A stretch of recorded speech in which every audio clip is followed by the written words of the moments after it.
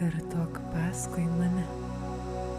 Aš esu pasiruošęs priimti gausą, kuri užpildo ne tik mano sielą, bet ir gyvenimą gražiausiomis spalvomis.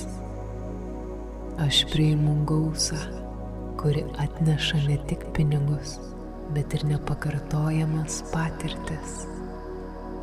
Aš kviečiu gyvenimą, kuriame pinigai teka natūraliai, tarsi upė, nešanti mane link pasaulio pažinimo.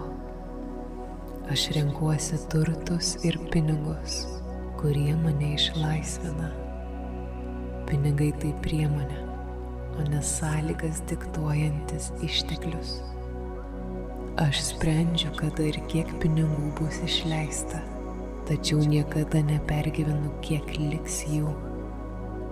Turtai ir gausa pas mane įteka upeliais, jūromis, todėl jų galo nematau, o ir pergyventi dėl to būtų juokinga. Pilną meditaciją rasi mūsų YouTube kanale Ramybės uostas.